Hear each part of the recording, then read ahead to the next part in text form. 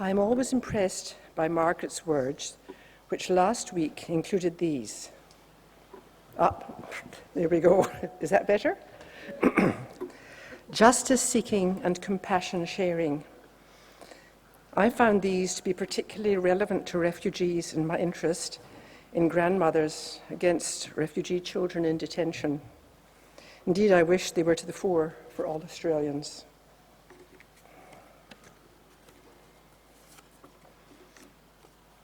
A recent survey found that Australians are evenly divided among those who think we have too many refugees, those who think we have just about the right number, and those who think we should accept more. I joined grandmothers as I feel that we, and despite my accent, I put myself firmly in the Australian basket, treat refugees so badly. Grandmothers Against Children, what it says, mission statement reads, 1. To achieve freedom for all refugee children held by or on behalf of the Australian Government. 2. Our mission will not be complete, and we will not stop until every child is removed from detention centres on the mainland of Australia and on Nauru. The 4 demands of grandmothers Australia-wide are: 1. End detention in all its forms for refugee children and their families. End refugee family separations. Get all refugees off Nauru and Manus to safe settlement. Lastly, ensure children and families seeking asylum are held for no longer than 24 hours to enable identity and health checks. I would like to digress briefly. The government makes much of refugees destroying their passports. I have recently been visiting Villawood Detention Centre and learned that this is done deliberately to prevent punishment and retribution on their families in their home countries, which is not really the message that we get from the government. Back to grandmothers. My very small, indeed tiny part in grandmothers has been standing holding banners outside the QVB and at shopping centres where we approach people, engage them in discussion and ask them to sign a petition, which we then send to the House of Representatives. Members are encouraged to write to their own MPs and hopefully meet with them. That has mixed success. In one meeting held in this church, a video link was set up with a woman in Darwin who was, by some means or other, au fait with the hospital system on Nauru. In Parliament, Mr. Dutton described the hospital on Nauru in terms of its excellence and medical expertise.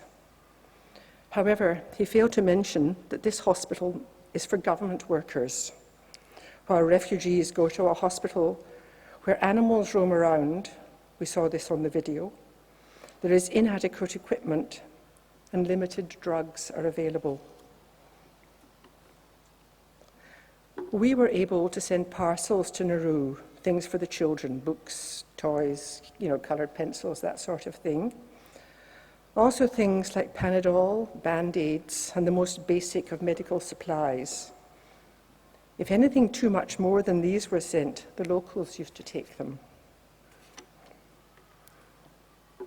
The ongoing secrecy demanded by the government forces those who work on Manus and Nauru to sign confidentiality statements.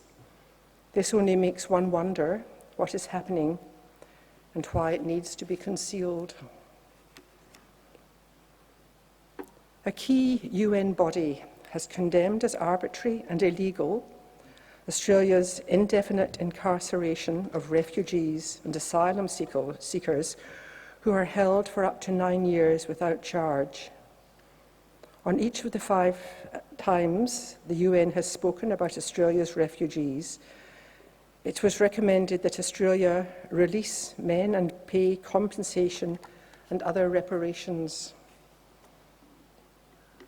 The head of the UN High Commission for Refugees has directly slammed the Australian government. There had been a clear understanding that vulnerable refugees with close family ties to Australia would be allowed to settle here. However, Australia then advised this agreement was not valid. The UN found in 2015 that Australia's treatment of asylum seekers violates the Convention Against Torture. We are called Grandmothers Against Detention of Refugee Children, but our remit is far broader. We have been looking for a new name, and at the AGM on Thursday, we were given a choice of possible new names, and my choice will be Grandmothers for Refugee Children and Their Families. The Medivac Bill states that a person needing urgent medical assistance can be sent to the mainland for treatment on the advice of 2 doctors. However, the Minister can override that decision, which may invalidate the whole thing. The Guardian reports that 1 child has been transferred for treatment. Again, the government secrecy prevents any accuracy on the figures. However, Scott Morrison has promised to repeal the Medivac Bill.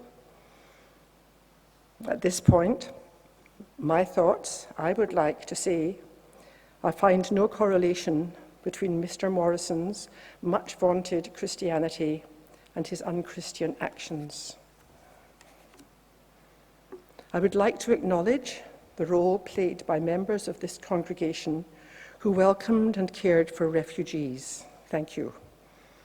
There are many groups who work hard for refugees, one of which, Mums for Refugees, is very active in providing food, furniture, and life's necessities. Grandmothers is forming some sort of ongoing relationship with Mothers for Refugees. One refugee woman was released with her 5 children. The only things supplied by the government were a flat and an old couch. Mums for Refugees who gather used furniture and necessities came to the rescue, as they do so often. The Asylum Seeker Refugee Centre has been active for 18 years. The Jesuits are also very involved and run free food stores. There's obviously a long list of people who act for refugees to the best of their ability. Now I would like to end with a prayer, which I will not choke before, excuse me. As we bear refugees in our minds, I would like to end with a brief prayer echoing what was said last week. Spirit of comfort, bring hope. Spirit of gentleness, may we know your acceptance of us and freely accept and embrace others. Spirit of fire, inflame in us a passion for justice and cleansing of our prejudices. Let us pray for all in need of comfort and healing and justice in our country and in our world. In your many names we pray. Amen. Thanks, Francis. There are so many facets of the refugee experience. I'll focus on just one, the nexus of immigration, detention, detained asylum seekers and their helping professionals.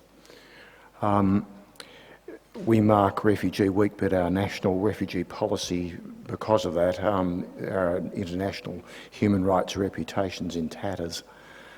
This is not about an abstract ethics of global relationships. As former Archbishop of Canterbury, Rowan Williams, reflects about who is my neighbour is not a catalogue of those we were obliged to love, as the inquiring lawyer in the Good Samaritan parable would have it, but someone who decides to offer life to the other. The Samaritan is a neighbour because he saves life. We are most deeply neighbours to one another and to and in our world when there are others who owe us life, and because we know that we owe them life. So to love your neighbour is to love the person who can save your life. It is the willingness to be a surprising stranger who brings life and to be surprised by strangers who bring life. And since you never quite know who that is, and since it's likely to be the most improbable person around, your openness to neighbourliness has to be a most profound, all-encompassing affair. For human service professionals, the service of humanity is their moral compass, respecting each person's dignity, acting equitably and impartially for all, fulfilling social responsibilities by improving health services, addressing social determinants of health, and not misusing professional knowledge and skills.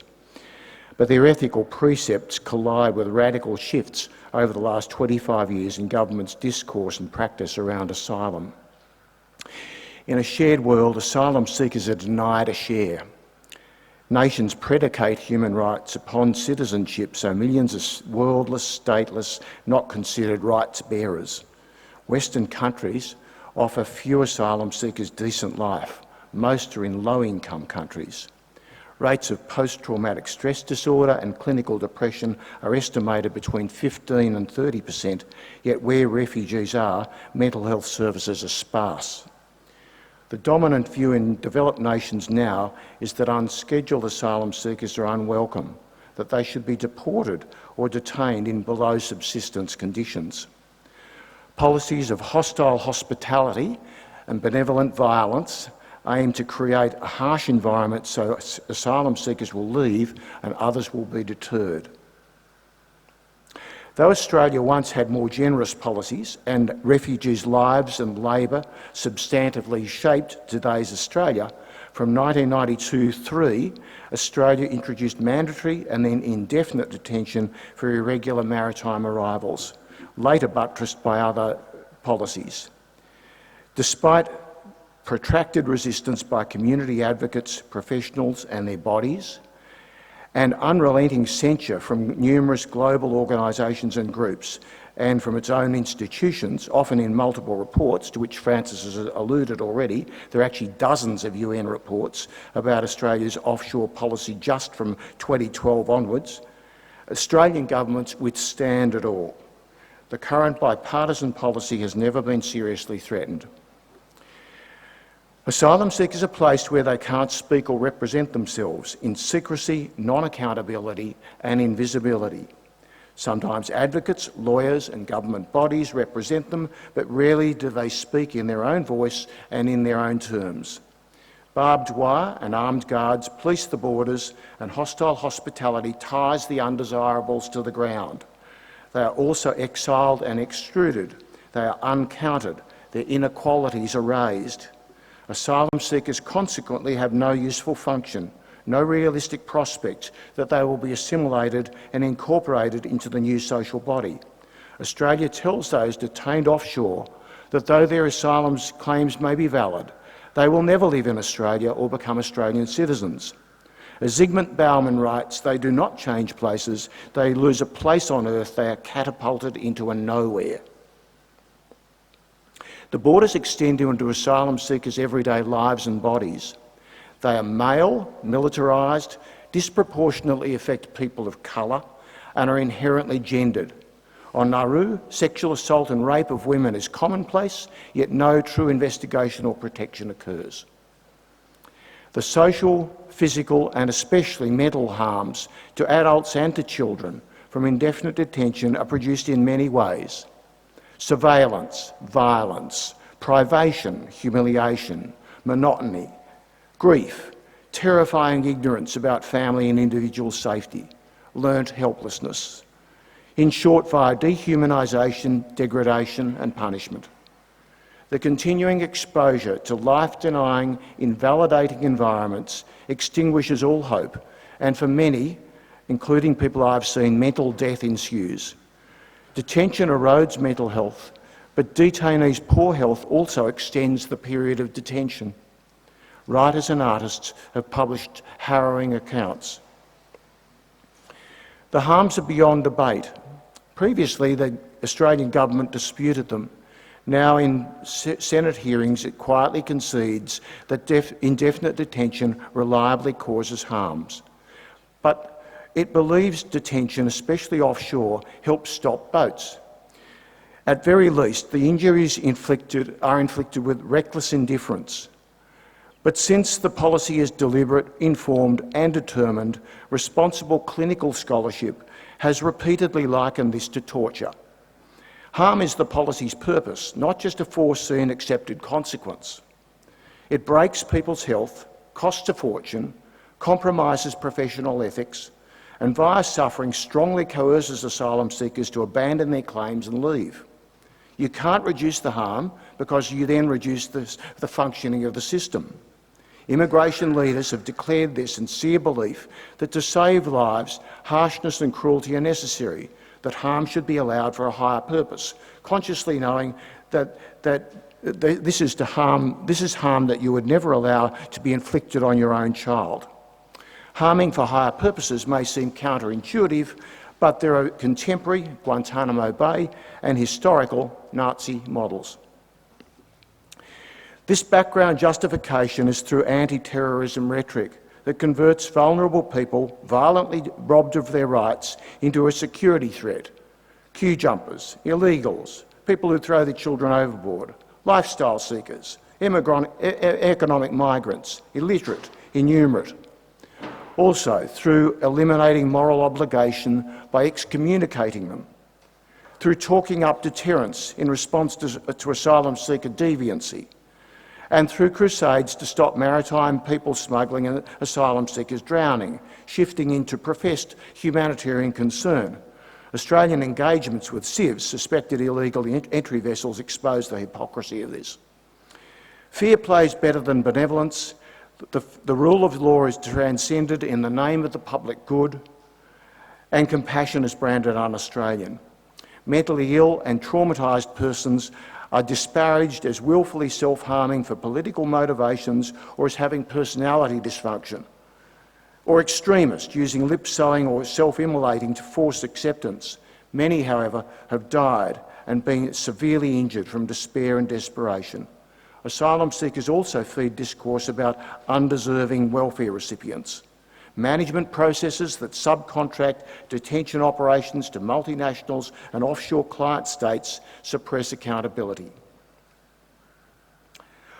For over 25 years, human service professionals have confronted the policy discourses, human rights violations and direct mental health impacts as they work with child and adult refugees and asylum seekers, with courts, inquiries, professional bodies, assessing, intervening, researching and publicly advocating. National health institutional bodies have united to oppose immigration detention, groups that are not normally aligned. Public and professional advocacy for asylum seekers is primed by response to refugee distress and response to values violations and human rights abuses by governments, by envisioning public goods, by having an alternative value system and models to the dominant one. It's achieved some qualified success by challenging the Border Force Act, by refusing to return children to immigration detention, and it entails certain risks, those of vicarious traumatisation, for example. On the other hand, those who work in immigration detention have hoped for success via education, advocacy and mild subversion, but these have not worked. The regime threatens any advocacy and interferes with health professional recommendations. At least a dozen people have died. In practice, the Australian government remains adamant that clinicians are not the primary decision makers about the health needs of detainees. Employee clinicians face dire choices. What's the way forward for involved professionals, the concerned public and people of faith? To realise we're not alone, that there is a wider refugee movement in civil society, to recognise that globally there are many successful examples of resistance and alternative policies, and many lenses to assist our understanding of this complex moral and spiritual challenge. Behind heated public debates, there's a pressing need to rediscover who's a refugee within the wider history of human exile, to hear anew the stories of families and individuals and their perilous journeys to safety, to salute their resilience. Australia needs a principled, pragmatic refugee policy that overturns the wrongs of our reception and processing, creates additional safe pathways, offers regional and global leadership and invests in refugees, as Professor Jane McAdam announced in a series of points this week coming from the Caldor Centre. We cannot rely on politicians to sort this. This needs other community drivers. But we also need to dig deeper about how we got there. Australia's formative colonial vulnerability to xenophobia, which in recent years has been exploited by all parties, and decades of public moral indifference to the massacres and devastation of Indigenous peoples, the stealing of their children, and the sometimes genocidal practices. The innumerable ways in which we restrict the universe of moral obligation to our own kind. Some fortunately escape the hellhole of indefinite detention and survive. My friend Narita Rossell and I know an Iraqi family of 6, de-identified, whose relatives were murdered and who remained detained for joining a protest about the time taken for their refugee applications to be processed when they were in Port Hedland. Police with helmets and batons ripped Selma, Hassan's wife, scarf off, and Ali, their son, had his nose broken. The younger boy, Khalid, was sent to a psychiatric unit in a Perth hospital, and 8-year-old Mama and 6-year-old Zahar were sent to Villawood on their own for quite some time. Their parents were taken to Roebourne prison. By the time I met them, the El Sahidi family had been reunited. The 2 older boys were angry teenagers. Riots, beatings, lip-sewing, hunger strikes were all they'd known since they arrived. Khalid was self-harming and was recurrently placed from hospital back in immigration detention. The 2 younger children were unnaturally quiet. 6-year-old Zara was crying and climbing onto her father's lap. She'd been crying ever since the young Asian woman jumped to her death from a 2nd-floor balcony, landing close to where she was playing. Yet, in spite of it all, the family exhibited a collective stoicism admired by detainees and advocates alike. During one of their many court appeals, the government barrister was asked by the judge how long they intended to keep this family locked up. Would it be till hell froze over? The judge inquired. The barrister said that the Migration Act required the family to be detained indefinitely, or practically removed. The family lived in a vain hope that something would happen, that hell might unfreeze. The collective energy gradually failed, and the Immigration Department, detecting a weakness, moved in, offering to facilitate their removal. Ali, the spunky teenager, was the first to go. He requested and got exit papers and a temporary visa for Syria, a country in which Iraqis were forbidden to remain permanently. In a final act of defiance, aged 18, he married his 17-year-old Australian girlfriend in a rollicking ceremony in the Villawood compound, leaving his bride of 1 day behind him. The next day, Hassan made his decision. No more court cases, no more false expectations. They'd all go to Syria. With war looming in neighbouring Iraq, the situation was fluid and very dangerous, but better to take your chances with 1 million other refugees than keep your family locked up indefinitely here. The family reached Syria with funds raised for them in Australia, bought new papers, and our neighbour New Zealand, taking a different approach, accepted the whole family as refugees. Khalid retrained as a hairdresser and now has a string of hairdressing saloons that employs his father and his brother. And Mama, unfortunately, was killed in an industrial accident. Zara is an almost graduated medical science student. Similarly, many people from the CivEx that New Zealand took are all now doctors and teachers. Following Dietrich Bonhoeffer's reflection on the ethics of this, the Church shows who and what Jesus is when it stands in for and stands with any and every human person, keeps open the promise of solidarity without advanced restriction, standing where Jesus stands and taking responsibility with him for representing the world. This does not mean that each of us has an infinite responsibility. We're of course not God, but this is going to come alive for us in ways that we cannot predict or neatly formulate. We also need, in relation to this matter, to develop or recover an ethic of responsibility, of common concern based on our common humanity, and of hospitality, whether from religious or secular perspective.